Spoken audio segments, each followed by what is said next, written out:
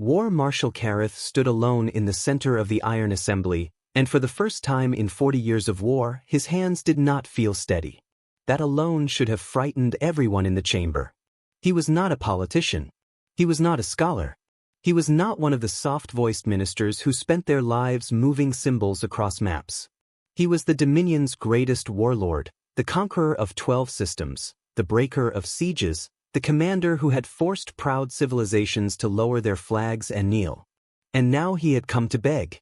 Above him, the vast chamber of the stellar Dominion shone with cold silver light. The walls were covered with the banners of conquered worlds. The ceiling displayed a living map of the known galaxy, bright star systems glowing in calm order beneath Dominion control. Near the edge of that map, small and easy to miss, was one yellow star. Kareth looked up at it and felt a sharp, private dread. "War Marshal Kareth," said High Regent Solvar, his voice echoing from the black crystal throne. "You demanded an emergency hearing. You interrupted a council session on military expansion. You will now explain why." Every eye in the chamber turned toward him. The 12 ruling ministers sat in a half-circle around the throne, each one wearing the colors of a great house. Some looked annoyed. Some looked curious. A few looked amused. None of them looked afraid. That was the problem. Kareth drew in a slow breath. The scars beneath his armor still ached from half-healed wounds. His last mission had changed something in him. He had spent decades studying fleets, weapons, fortifications, and surrender patterns. He believed every species had a point where fear broke them. Then he met humans. "My regent," Kareth said, his voice low but firm, "I have come to request that the Dominion cease all plans concerning the Sol system." A quiet murmur moved through the chamber. Minister Valen actually laughed. "You interrupted us for that?" he asked. "A border system with one young species and no interstellar reach?" Kareth ignored him. "I am asking," he continued, "that Earth be marked forbidden. Was just studied it, but never invaded, never threatened, never cornered." Now the laughter spread wider. At the far end of the chamber, Fleet Lord Malrek leaned back in his chair and folded his arms over his armored chest. "This is about your damaged patrol group, is it not?" he said. "You lost soldiers in a boarding action and now you wish to turn embarrassment into policy." Karetha's jaw tightened. "It was not embarrassment," he said. "It was a warning." He lifted his arm and activated the combat projector in his gauntlet. A hologram sprang to life in the center of the chamber. At first it showed something that looked almost pathetic. A small human mining ship drifted against the dark, its hull patched with visible repairs, its paint uneven, its frame ugly and practical. It looked more like a machine built in desperation than a vessel worthy of fear. More laughter. "This is the terror of Earth?" Minister Valen asked. Kareth changed the angle. The recording shifted to internal combat footage from a Dominion helmet camera. The chamber grew still as armored soldiers moved down a cramped human corridor, their rifles raised. The passage was narrow, built for smaller bodies.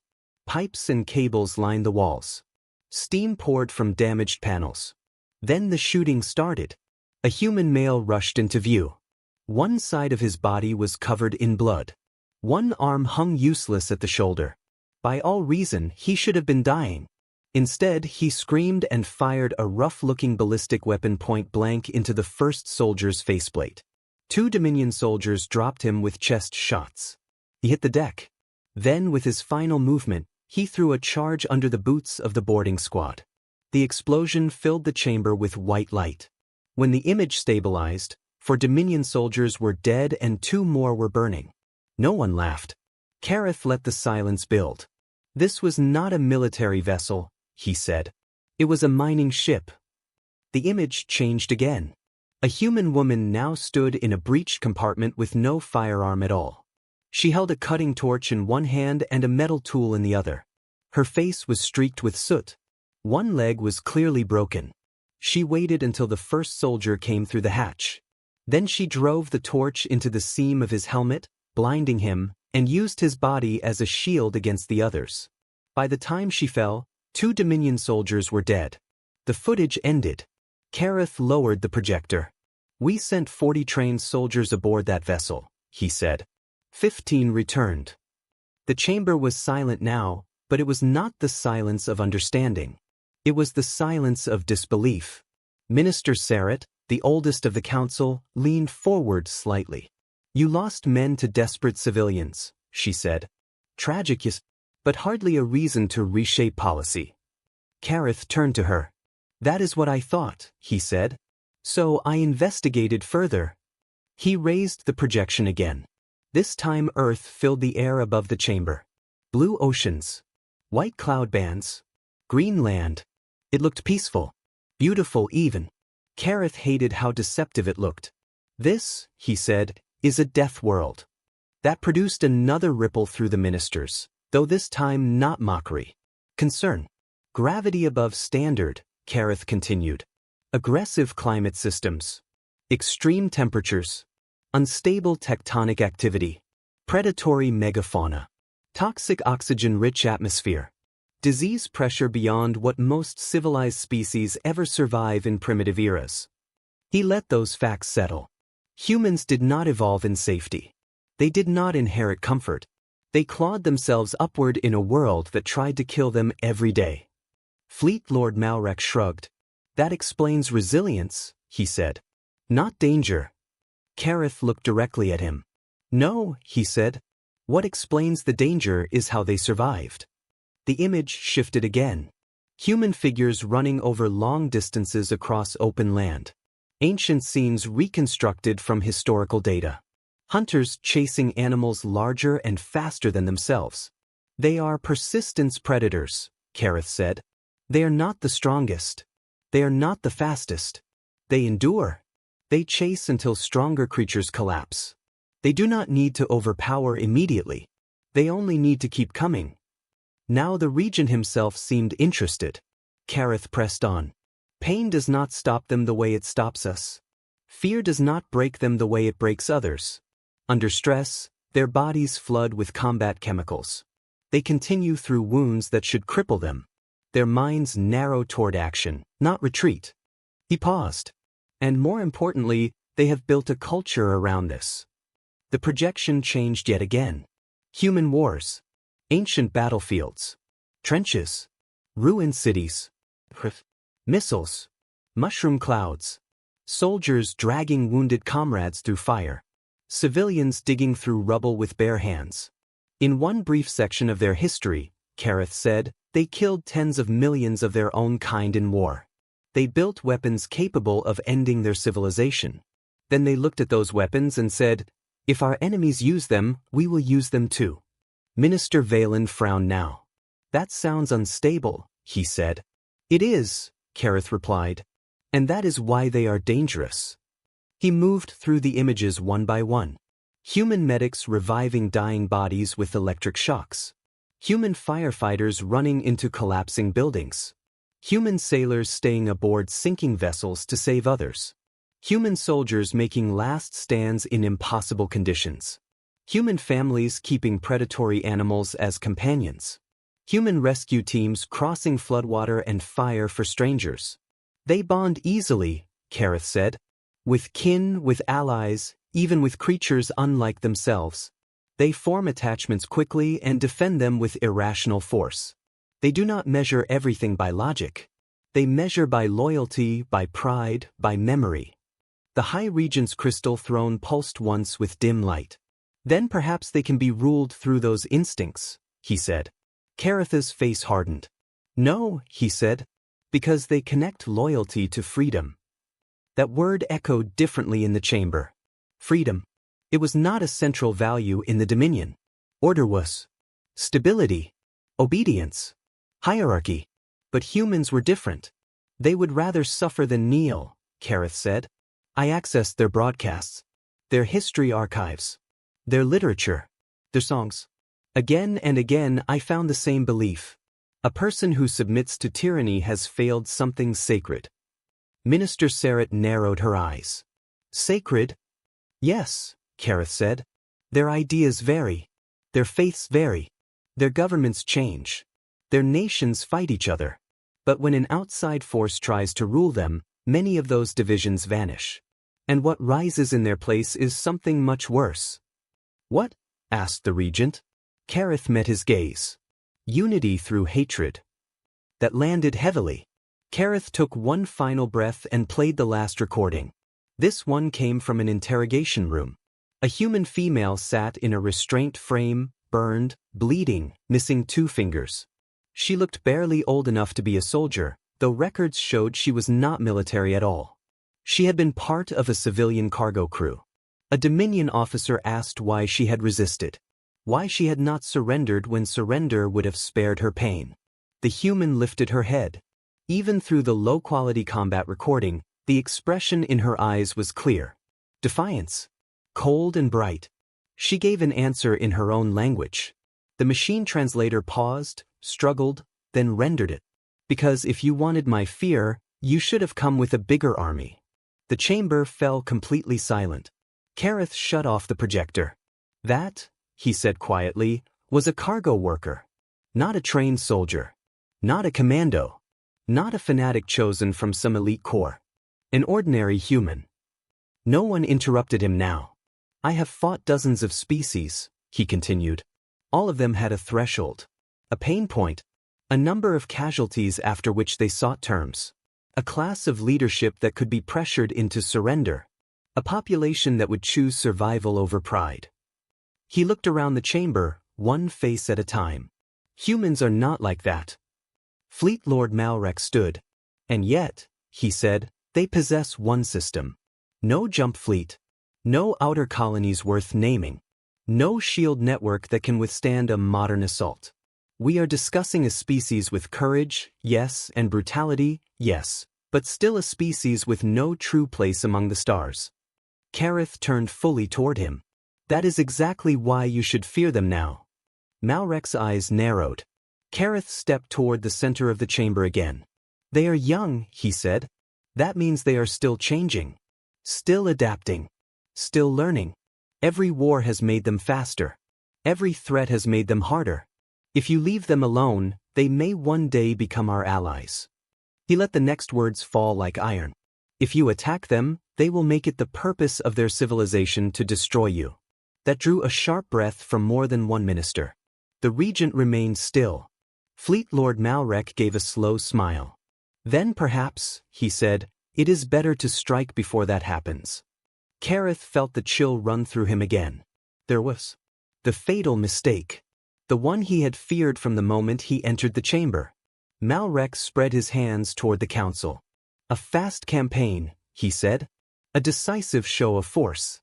Break their orbitals. Seize command centers. Remove leadership. Install governors. In one generation they will become useful subjects. Several ministers nodded. Minister Valen spoke next. The Sol system contains strategic mineral belts and excellent positioning along future trade expansion lanes. Delaying annexation may cost us far more later. Exactly, Malrek said. We do not fear potential enemies. We prevent them. Kareth wanted to shout. Wanted to draw steel. Wanted to force them to understand that this was not strategy but arrogance wearing a uniform. Instead he did the only thing he had not yet done. He bowed his head. My regent, he said, and his voice grew rough, I am asking you not as a commander but as a servant of the Dominion. Leave Earth alone. That caused real shock. War Marshal Kareth did not plead. Ever. But he did now. Quarantine the system if you must. Watch them. Study them. Keep distance. But do not invade that world. Do not kill their people from orbit. Do not land troops in their cities. Do not teach them to hate us. The regent's gaze did not move. And if your fear is misplaced? He asked. Kareth answered without hesitation. Then I will accept disgrace for cowardice. And if you are right? Kareth looked up at the glowing point of soul above them. Then if we make war on humanity, my regent, we will not be fighting for a system. He paused. We will be fighting for the future of the Dominion itself. The chamber held that sentence for several long seconds. Then the regent leaned back into the black crystal of the throne. His answer came cold and final. The Dominion does not yield opportunity because one warlord was shaken by stubborn primitives. Kareth closed his eyes once. Fleet Lord Malrek, the regent continued, you will assemble an expeditionary force. You will proceed to Sol. You will present terms of compliance. If they refuse, you will enforce Dominion order. Malrek bowed deeply, satisfaction clear on his face. It will be done. Kareth did not move. The meeting was ending. Ministers were already rising. Quiet conversation returned to the chamber. Strategy. Resources. Timetables. They were speaking of invasion as if it were already solved. As if Earth were just another world.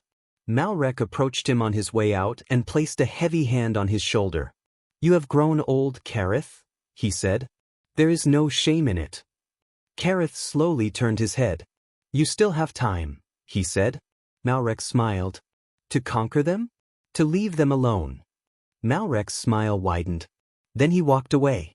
One by one the council members left the Iron Assembly until only Kareth remained beneath the glowing star map. He stared up at Sol. It looked so small from here. So harmless. But he had seen human eyes in burning corridors.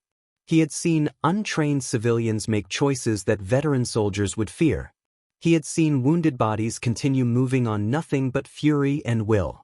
And worst of all, he had recognized something in them. Purpose. Not simple violence. Not madness. Purpose sharpened by pain.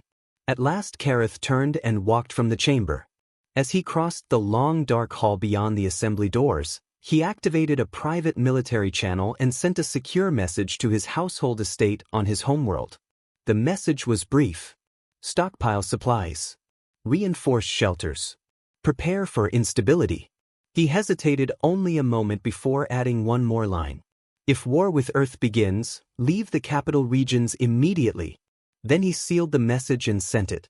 Far above him, beyond layers of metal and crystal, the map of the galaxy continued to glow in silent order. But Kareth no longer saw order when he looked at the stars. He saw a spark. A spark the Dominion had just decided to strike with an iron hammer. And he knew, with the cold certainty only old soldiers ever truly possess, that once the blow landed, the fire would spread farther than any of them could imagine. The Dominion thought Earth was only one small world at the edge of space. It did not yet understand that some worlds become dangerous only after you teach them your name. 6 months after the Iron Assembly ignored War Marshal Karatha's warning, the skies of the solar system changed forever. The first alarms began near Neptune. Deep space telescopes detected unnatural flashes in the dark.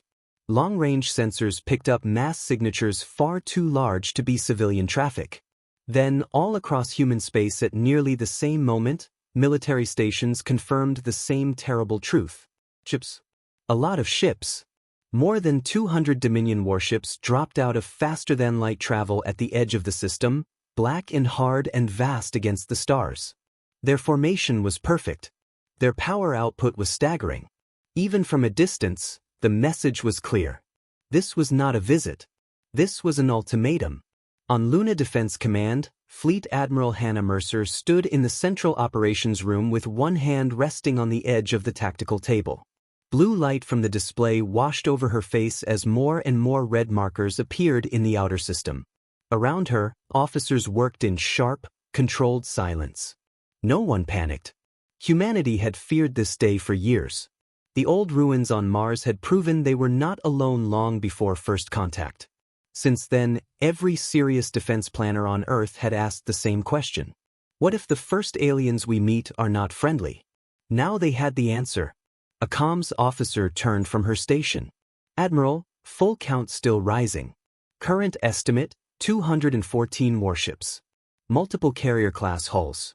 Heavy weapons signatures across the line. Hannah nodded once. Any transmission? Not yet. They want us to look at them first, Hannah said. She understood the tactic immediately. It was old. Older than rockets. Older than iron. Show overwhelming force. Make resistance feel foolish before the shooting starts. On the tactical display, Earth glowed blue at the center of the inner system. Around it, human assets moved under emergency protocol. Orbital batteries unlocked. Defense satellites changed orientation. Civilian traffic lanes were shut down. Fleet signals flashed across local relays. Humanity's war fleet was small. Too small. 43 major combat vessels, 12 support warships refitted for battle, and a screen of drones, missile craft, and hidden mine platforms scattered through prepared zones. It was enough to hurt someone. Not enough to win a straight fight. Hannah knew it. Her officers knew it. And somewhere out beyond Neptune, the invaders almost certainly knew it too. At last the transmission came. It arrived on every military frequency, every civilian emergency band, every commercial relay. The signal carried a translated voice stripped of emotion. Species of Sol 3. This system now falls under the authority of the Stellar Dominion. Cease all military mobilization. Prepare to receive occupation command. Any resistance will be met with corrective force. You have one planetary rotation to comply. The message ended. For 3 seconds no one spoke. Then the room came alive. Reports flooded in from Earth, Mars, Luna, the Belt, Europa, Titan. News channels exploded. Markets crashed within minutes. Religious networks called it judgment. Social media turned into a storm of fear, disbelief, rage, and rumor. Hannah never looked away from the tactical table. "Open a reply channel," she said. Her communications chief hesitated. "Admiral, are we sending to the flagship only or all bands?" "All bands." A few heads turned toward her. She spoke before anyone could question the choice. "They came to intimidate the whole species. So we answer as a whole species." The channel opened. Hannah straightened, her hands behind her back, and gave the order that would be heard on every human world and every Dominion bridge. "This is Fleet Admiral Hannah Mercer of the United Earth Defense Command. You have entered our system without permission and threatened our people. Leave now. Turn your fleet around and depart peacefully." Her expression did not change. "If you do not, every ship, every station, every city, and every human being in this system will resist you." She paused. "This is your only warning." The channel closed. In the operations room, no one moved for a moment. Then a young tactical lieutenant exhaled slowly. "Ma'am, we just threatened 200 warships." Hannah looked at the spreading red formation near Neptune. "No," she said quietly. "We informed them." Far out in the outer system, aboard the Dominion flagship Sovereign Wrath, Fleet Lord Malrek listened to the translation and laughed. His senior officers joined him. One of them, a lean commander named Tarav, did not laugh. "They sound resolved," Tarav said carefully. Malrek waved a dismissive hand. "Every young species sounds resolved before occupation. Resolve is cheap. Reality is expensive." He turned toward the central display where Earth and its moons shone in pale light. "Select a secondary target," he said. "Something visible. Something painful. We will show them what defiance costs." An officer brought up colonial maps. "Europa, my lord. Industrial ice operations. Civilian heavy. Light defense." Malrek nodded. "Transmit a warning. 1 hour to evacuate. Then destroy the colony." Tarav's expression tightened. "My lord, if the goal is surrender, a military target may." "The goal," Malrek interrupted, "is obedience." The order went out. On Europa, Colony Administrator Miriam Vale read the message twice, then once more aloud to the command staff around her. No one in the room looked surprised. Only angry. The colony had practiced evacuation drills for years. Most residents were miners, engineers, ice haulers, mechanics, and their families. Hard people. Quiet people. The sort who fixed leaking pipes with numb fingers and returned to work the next day. Miriam began issuing orders immediately. Launch every civilian shuttle. Priority 1 is children, injured, and life support dependents. Priority 2 is transport crews. Seal the lower tunnels after final departure. A heavy-shouldered engineer near the back of the room lifted his hand. "And the refineries?" Miriam looked at him. He did not need to say more. She understood. "Leave me a demolition team," she said. The engineer gave a short nod. 58 minutes later, Europa's sky was full of fleeing human transports. Inside the colony, Miriam walked the final line through the freezing corridors with 6 volunteers at her side. Charges were set in the reactor housings. Ice-boring shafts were overloaded. Storage tanks were rigged. Dock clamps were sabotaged. Guidance routines in the orbital fuel spine were quietly rewritten. They moved quickly. No speeches. No drama. Just work. At the final airlock, one of the volunteers stopped. He was old enough to be Miriam's father, grease on his hands, frost on his beard. "You coming?" he asked. Miriam glanced back toward the heart of the colony. "Someone has to close the door." His face hardened, but he did not argue. On Europa, everyone understood what duty looked like. He left. Miriam sealed the lock behind him and returned alone to Central Control. On her screen, Dominion ships descended toward orbit, elegant and monstrous in the black. She armed the sequence. The first strike from the invaders hit the main reactor field. Europa answered. The human charges detonated in a chain that split the colony from beneath. Ice tunnels collapsed. Pressure systems ruptured. Fuel reserves turned into white fire. Towers of frozen debris blasted upward into the dark. Then the orbital fuel spine disengaged from its dock. Its thrusters fired once. Only once. That was enough. The structure, hundreds of meters long and full of volatile mass, dropped across the path of a descending Dominion cruiser. The ship tried to bank, but space was tight and the collision came too fast. The spine punched through the cruiser's forward shield envelope and tore across its hull. Metal opened like wet paper. Atmosphere vented in a glittering wave. The cruiser began to spin. On the Sovereign Wrath, the bridge fell silent. Malrex stared at the damage report. "One colonial facility," he said flatly, "just crippled a cruiser." No one answered. What should have been a lesson in fear had become the first Dominion loss of the campaign. Malrex's jaw tightened. "Advance the fleet," he ordered. "No more demonstrations. Break their war line." The Dominion fleet moved inward. Near Mars, humanity was waiting. The battlefield had been chosen months, even years, in advance. Human planners knew they could not defend the entire system evenly. So they prepared layers. Kill corridors. Drone nests. Mine grids hidden among commercial debris. Decoy signatures. Missile envelopes anchored to old freight lanes. Battlespace shaped not for honor, but for damage. Fleet Admiral Hannah Mercer stood on the bridge of the battleship Resolute and watched the enemy close. The officers around her were afraid. She could smell it in the air. No shame in that. She was afraid too. But fear was only useful if it sharpened the hand. "All vessels," she said into the fleet channel, "this is Mercer. You know the plan. First strike, then scatter. Do not duel. Do not posture. Bleed them and move. Every minute we stay alive is another minute Earth stays free." Acknowledgements flashed across the screen. Chinese missile destroyers. Indian rail platforms. European defense carriers. American drone tenders. Brazilian escort groups. Lunar gunships. Martian patrol craft. Different uniforms. Different accents. Different flags still painted under emergency coalition marks. One species. One line. The Dominion came in dense and proud. The humans struck first. Hundreds of attack drones burst from cold storage compartments hidden among drifting cargo and dead satellites. They swarmed forward in complete silence, running dark until the final seconds. Then their engines flared and they accelerated hard.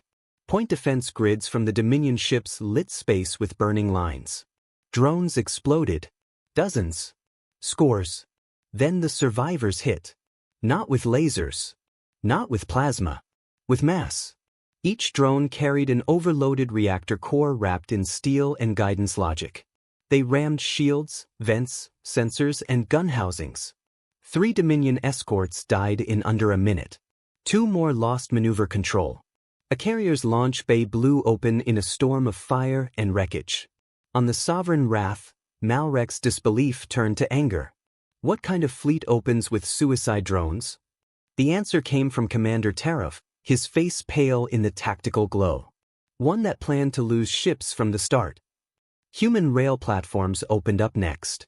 Long-range slugs crossed space at impossible speed, not trying to chew through armor evenly, but slamming repeatedly into one damaged target at a time. Human missile boats launched spreads on ballistic drift, forcing Dominion ships to maneuver directly into hidden mine fields. The mines woke when the enemy entered the zone. Space blossomed with savage light. A Dominion destroyer vanished in fragments. A frigate broke apart amid venting atmosphere. 2 corvettes smashed into each other while evading debris and died together. Still the invaders pushed forward. They had numbers. They had heavier armor. They had deeper reserve lines. Every exchange hurt them, but every exchange hurt humanity more.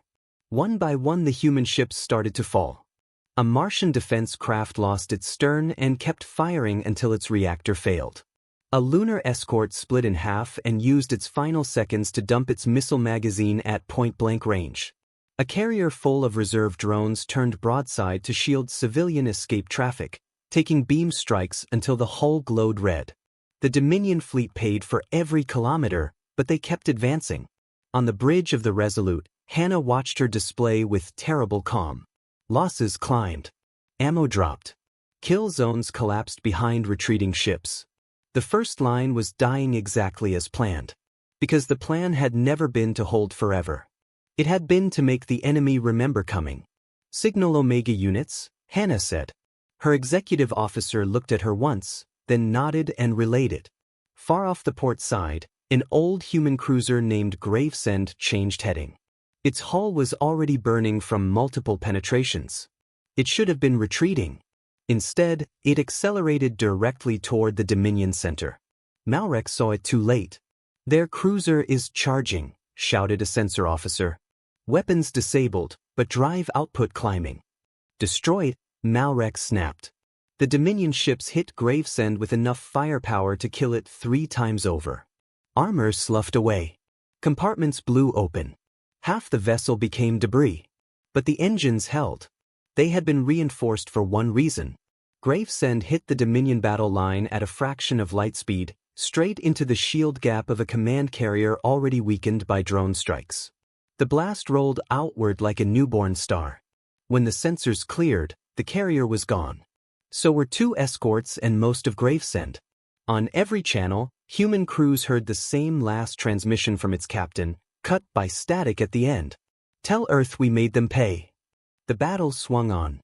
By hour 4, humanity's fleet was breaking apart. By hour 5, it was no longer a fleet in the normal sense, only burning groups of ships falling back in planned disorder. By hour 6, the Dominion had control of the field. At a brutal cost. Nearly a quarter of their front assault ships were destroyed, crippled, or combat ineffective. The road to Earth was open, but it was open through wreckage. On the Resolute, alarms screamed from every deck. The battleship had lost half its guns and most of its shields. Fires burned through the midsection. Escape routes flashed on internal maps. Hannah remained in command chair as if the bridge were still whole. "Civilian pods clear?" she asked. "Last wave launching now." "Good." Her operations chief looked at her with red-rimmed eyes. "Admiral, command transfer protocols are ready. You need to leave." Hannah did not answer immediately. On the screen before her, Earth turned slowly in blue silence. At last she opened a fleet-wide channel. "This is Admiral Mercer. All surviving units, withdraw to secondary defense patterns. Ground networks assume full resistance doctrine." Her hand moved to the reactor authorization key. "We did what we came here to do." The bridge crew understood then. Several tried to protest. One openly wept. Another saluted. Hannah returned the salute. "Go," she said. They obeyed because she had always obeyed duty before comfort, and she had taught them to do the same. Minutes later she was alone on the bridge. She opened one final channel, this time to the Dominion fleet. "This is Fleet Admiral Hannah Mercer," she said. "You wanted Earth defenseless. Come and see what that costs." She set the Resolute on collision course with the nearest Dominion cruiser and armed the core. When the ship died, it took the cruiser with it. And in the silence that followed the blast, the path to Earth finally stood open. Fleet Lord Malrek watched the remains of the battle drift around his formation and felt a sensation he had not expected to feel against a young species. Not triumph. Unease. He had won. The human fleet was shattered. The inner defenses were broken. Earth lay ahead. But victory did not feel clean. It felt expensive. Too expensive. He remembered Caratha's face in the Iron Assembly. The certainty in the old warlord's voice. The warning no one had wanted to hear. Then new reports arrived from the surface. Civilian populations vanishing underground. Military command signals rerouted through buried networks. Orbital maps suddenly losing clarity as human satellites self-destructed in coordinated denial patterns. They were preparing for occupation. Malrek realized the truth a second later. They had been preparing for occupation for years. The Battle of Mars had not been the defense of Earth. It had only been the door. And humanity, bleeding and furious, had just invited the Dominion to step through it. The Dominion had broken Earth's fleet, but as its ships moved toward the wounded planet, the invaders were finally beginning to understand the real horror of war with humans. The battle in space had only been the part they were willing to lose. The bombardment of Earth began 3 days after the Battle of Mars. Fleet Lord Malrek had used those 3 days to regroup his damaged formation, drag crippled ships into repair lines, and prepare the final stage of conquest. On paper, the campaign was still a success. The human fleet was gone. Orbital superiority belonged to the Dominion. Earth's skies were open. So Malrek sent the formal terms again. Submit. Disarm. Accept occupation. Earth's answer came from every emergency frequency on the planet. A calm human voice, speaking for all remaining governments. No. That was all. Just one word. No speeches. No pleading. No bargaining. Just refusal. Then the bombardment began. Dominion beam batteries struck military sites first. Missile fields. Air bases. Orbital cannon shafts. Surface command bunkers identified before satellite loss. Fire rained down through the clouds and cities shook beneath the force of it. Mountains split. Ports burned. Shockwaves rolled across continents. From orbit, Earth looked wounded. But not broken. After the first day, human resistance should have started collapsing. After the second, surrender should have followed. After the third, Fleet Lord Malrek understood something was very wrong. The humans were vanishing. Not dying. Vanishing. Surface scans showed heat scars, craters, fire zones, and ruins, but fewer bodies than predicted. Fewer command losses. Fewer total signal failures. Communications still flickered through buried relays. Weapons still fired from impossible places. Missiles still rose from mountain ranges the Dominion had already struck twice. By the end of the week, Commander Tarav brought the truth to Malrek in a voice heavy with disbelief. They went underground. Malrek stared at him. All of them? No, my lord. Not all. But enough. Civilian shelter systems. Military bunkers. Deep transit tunnels. Industrial caverns. Planetary war shelters built long before our arrival. Some are decades old. Some older. Malrek's eyes narrowed. They expected invasion. Tarav gave the slightest nod. They prepared for it. The Fleet Lord said nothing for several long seconds. Then he looked down at the blue world below and felt, for the first time in his career, the unpleasant edge of being outplanned. Then we remove them from the ground, he said. Prepare landing forces. The first Dominion ground assault landed in the ruins of New York. 2,000 soldiers descended in armored dropships through smoke and ash. They expected resistance at the landing zones, maybe pockets of scattered human fighters. Instead, they found silence. The city was empty. Towering buildings stood blackened but upright. Streets were full of abandoned vehicles. Emergency lights still flashed in some windows. Broadcast screens flickered with static. Wind blew ash through intersections where millions should have been. The soldiers advanced block by block. No fire. No movement. No civilians. Then night came. The first shot took a squad leader through the eye lens from 700 meters away. The second attack was a buried charge beneath a transit road, lifting an armored carrier into the air like a toy. The third came from the subway tunnels, where human fighters released choking chemical smoke through ventilation shafts and vanished before the Dominion troops even understood what they were breathing. By dawn, 63 invaders were dead. They had not captured a single human alive. The pattern repeated everywhere. In London, a command post fortified inside a government complex lasted 4 days before the basement walls blew inward and the entire lower level filled with burning fuel. In Cairo, a patrol crossing an open square was cut down by fire from museum windows, minarets, drainage channels, and 2 buildings the Dominion had already cleared. In Shanghai, engineers trying to restore power to a seized district triggered a trap hidden in the city's own grid. The resulting surge killed every soldier in the substation. The humans were never where the Dominion expected. And they were always where the Dominion was weakest. Malrec increased troop deployments. 5,000 became 12,000. 12,000 became 20. Then 30. The result did not change. Because humans were not trying to hold territory. They were trying to make territory toxic. Every sewer could hide a bomb. Every corpse could hide a trigger. Every crying child could be bait. Every hospital could be empty except for 1 sniper and 1 shaped charge waiting behind an operating wall. Dominion soldiers started sleeping in armor. Then many stopped sleeping at all. The music started in the 2nd week.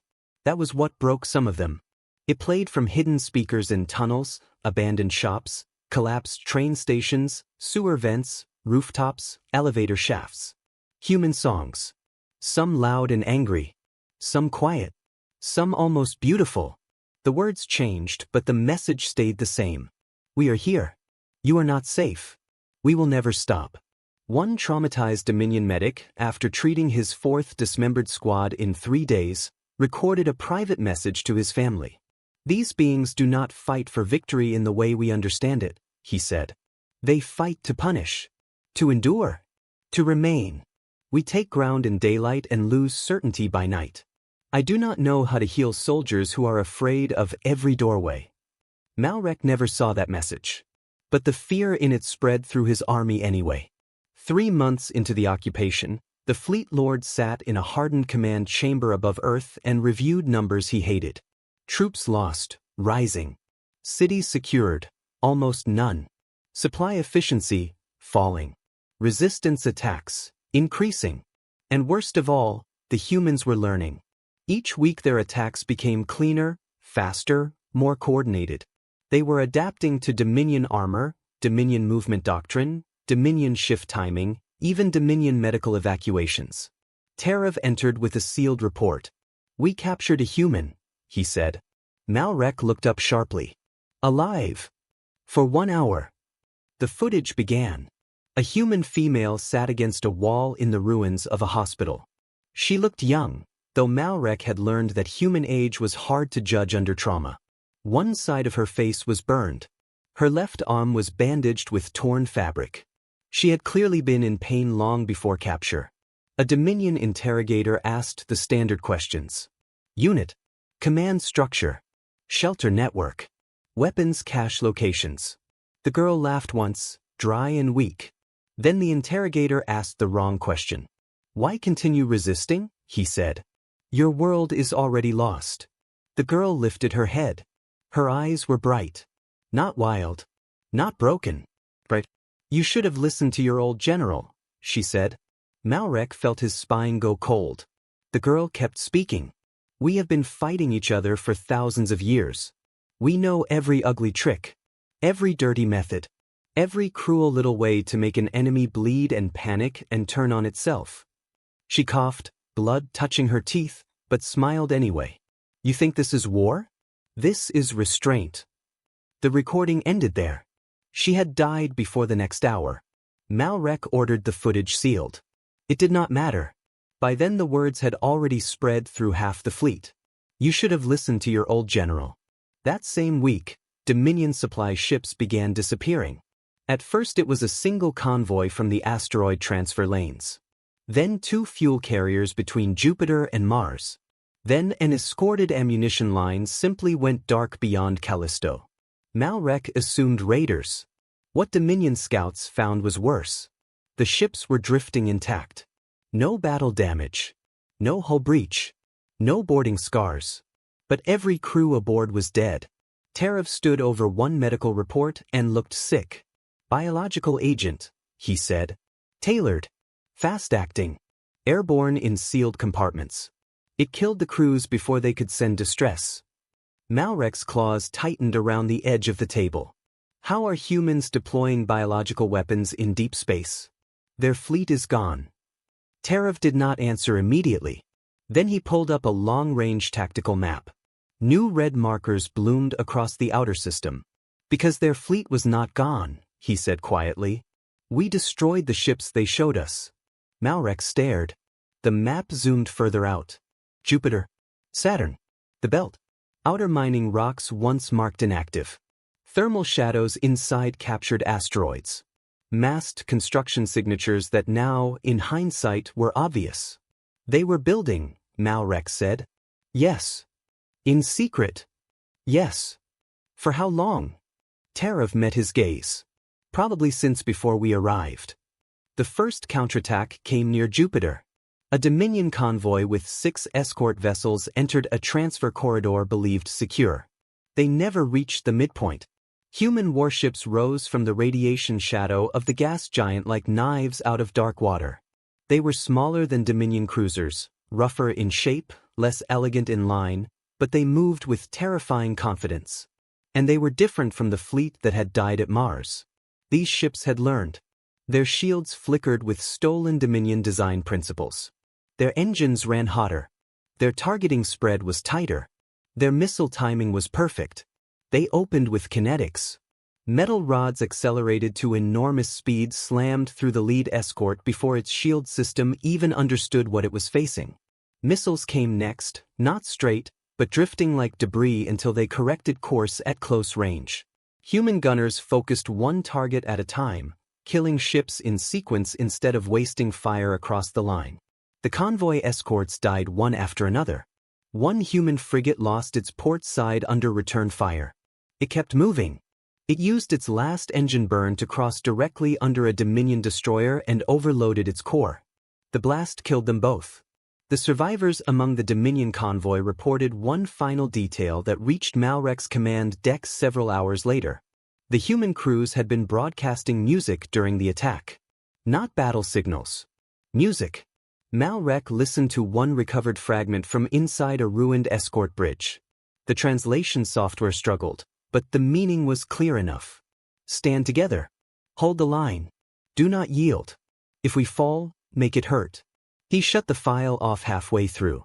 War Marshal Kareth arrived the next day. He came not in triumph, not in ceremony, but in silence. The old warlord entered the orbital command chamber wearing travel armor and the expression of someone who had hoped never to be proven right. Malrek dismissed everyone except Tarav. For a moment the two old commanders simply looked at each other. Kareth broke the silence first. How bad? Malrek almost laughed at the question. It was too simple for the scale of disaster, yet somehow exact. Bad enough that the word victory now sounds foolish, he said. Kareth moved to the tactical map and studied it without surprise. You still control orbit, he said. For now. You still have numbers. For now. Kareth looked at him. And every day you stay, the humans grow stronger. Malrek felt anger rise, not because the statement was false, but because it was true. They are one world, he said. One species. One system. No, Kareth replied. They are now a war machine built around memory. He zoomed the map down toward Earth. You bombed their cities, occupied their ground, killed their families, destroyed their homes. Do you know what humans do with pain, Malrek? Malrek said nothing. They organize it. The words landed harder than any accusation. Kareth continued. They are not just resisting now. They are learning your methods, studying your routes, testing your weaknesses. Soon this war will stop being local. Malrek turned sharply toward him. What do you suggest? Kareth answered at once. Withdraw. Tell the Dominion the system cannot be held at acceptable cost. Quarantine if you must. Negotiate if you are wise. But leave. Malrek looked back at Earth. Blue. Scarred. Still defiant. I cannot retreat, he said. Caratha's voice remained calm. Then you will bleed here until the war spreads. The warning sat between them. This time Malrek believed it. But belief was not freedom. The regent was watching. The council expected results. The fleet lord had lost too much already to return in disgrace. He did the next worst thing instead of the wisest. He requested reinforcements. For a few months, the Dominion posture shifted. Stronger defensive screens. Tighter convoy patterns. Fewer deep pushes into cities. More orbital control, less surface ambition. It slowed the losses. It did not stop them. Because by then, the war was no longer only on Earth. A year after the invasion began, deep space listening posts across the region started going dark. Then came the impossible sensor reports. Faster-than-light signatures blooming not outside the solar system, but inside it. Dominion officers panicked at the readings. FTL transitions that deep in a gravity well should have been unstable. Dangerous. Almost impossible. The humans had made them work anyway. They emerged in coordinated strike groups from hidden lanes throughout the system. 90 human warships. Then more. Then still more behind false echoes and signal ghosts. And now they carried weapons fully shaped by stolen Dominion science and human brutality. The first Dominion battlecruiser died to a relativistic kinetic strike from a ship hidden in Jupiter's upper atmosphere. The projectile punched through bow to stern and left the vessel breaking apart before the crew understood it had been hit. Another cruiser vanished under a wave of fighters that ignored escort fire and rammed engines, hangars, sensors, command decks, every pilot willing to die if the impact opened a hole for the next. The human fleet fought like wolves. Not charging in one proud line. Circling. Cutting. Concentrating. Never wasting the wound. For 8 hours the system burned. When the human fleet finally withdrew, they left behind a message. The broadcast appeared on every Dominion screen. A human woman stood on a command deck scarred by battle. Older than most frontline fighters. Gray in her hair. Burn marks visible on one side of her neck. Her eyes were steady and merciless. My name is Commander Miriam Vale, she said. Malrek felt his breath catch. He knew that name. Europa. She had survived. A year ago, she continued, you came to our system believing we would kneel. You destroyed our homes. You killed our people. You taught us your empire had 1,000 worlds and thought that made you untouchable. A star map appeared behind her. Dominion systems lit across it. Then red markers bloomed. All across the map. We have spent the last year learning where you live, she said. Where you build. Where you feed your fleets. Where your children sleep. While you occupied our world, we studied yours. Malrek's stomach turned cold. Strike groups are already in your territory, Miriam said. This is not revenge. This is instruction. You brought total war to Earth. We are now returning the lesson. The feed ended. For 2 heartbeats the command chamber stood frozen. Then reports began to arrive. A Dominion shipyard in the outer provinces crippled by sabotage. A fuel depot chain destroyed. An agricultural moon poisoned. 2 military colonies struck by. Nuclear-level attacks. A relay nexus shattered by relativistic debris. Then more. And more. The war had escaped the solar system. Exactly as Carath had predicted. Malrek stood in the center of the storm, watching red warnings spread across the strategic map like blood in water. No frontier was secure. No supply lane was trustworthy. No homeworld felt far enough away. The Dominion Regent's order came less than 6 hours later. Withdraw from Sol immediately. All occupation efforts suspended. Return surviving forces for debrief and containment planning. Suspended. Malrek almost laughed at the word. As if the campaign could ever be resumed. As if Earth were still an objective instead of a scar. The evacuation from Earth became one final nightmare. Humans did not try to stop the retreat entirely. They only made it costly. Landing zones were shelled. Transports were ambushed. Fuel depots ignited at the wrong moment. Buried charges sent towers of concrete and steel into ascent paths. Every withdrawal corridor became a gauntlet. By the time the last Dominion soldiers lifted off, Thousands had been left behind, dead, missing, or buried under the ruins of a world that refused to accept chains. From orbit, Malrek watched the planet shrink beneath him. Earth was still free. Not because it had been stronger. Because it had been willing to become stronger faster than the Dominion could break it. The battered fleet limped toward the edge of the system in broken formation. Behind them drifted wreckage from more than a year of failed conquest. Then one final message came from Earth. Audio only. A human voice, calm and clear. You came to our home and taught us your name. Now we know your worlds, your routes, your fears, and your limits. Leave us alone, and we will end this here. Return, and we will carry this war to every corner of your empire. This is not a threat. It is a promise. The channel closed. No one on Malrek's bridge spoke. When the fleet finally entered faster-than-light transit, War Marshal Kareth stood beside him in silence for a long time. At last Malrek said, "You were right." Kareth did not answer immediately. Then he said, "That was never the point." Back in Dominion space, the damage only grew. Human strike groups kept moving. Rebellions inspired by Earth began to rise. Smaller subject worlds started asking dangerous questions. If one young species could make the Dominion retreat, then perhaps the Dominion was not eternal after all. Years later, in a chamber much quieter than the one where it had all begun, the rulers of the Dominion met human envoys under terms they would once have considered impossible. Recognition. Sovereignty. Orders. Reparations. They accepted because the alternative was worse.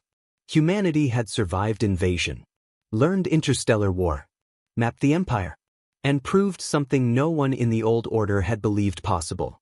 A single world, if stubborn enough, could change the balance of the galaxy. As the human delegation departed, Kareth stood alone once more beneath a living star map. Sol still glowed at the edge, but it no longer looked small. It looked central, important, dangerous. Not because humanity had been born powerful. Because power had come for them, and they had refused to die quietly. Kareth looked up at the stars and understood at last what the Dominion had never understood in time. Humans did not fight because they expected easy victory. Humans fought because once they decided a thing must not be lost, they would pour everything into making that decision true. Ships, cities, years, lives, whole futures. And if an empire was foolish enough to stand on the other side of that decision, then the empire would learn the lesson in full. The Dominion had gone to Earth to claim a world. Instead, it created an enemy that would be remembered across the stars, a species that turned survival into fury, fury into strength, and strength into a warning the galaxy would never forget.